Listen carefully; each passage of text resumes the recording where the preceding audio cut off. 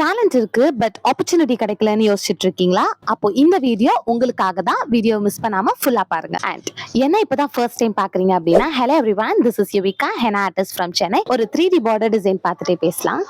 கனா மூவில ஹீரோயினோட அம்மா அவங்க பொண்ணு கிட்ட சொல்லுவாங்கல்ல, ஒரு விஷயம் வேணும்னா ஆசைப்பட்டா மட்டும் பத்தாது, அடம் பிடிக்க தெரியணும். Highly connected to consistency.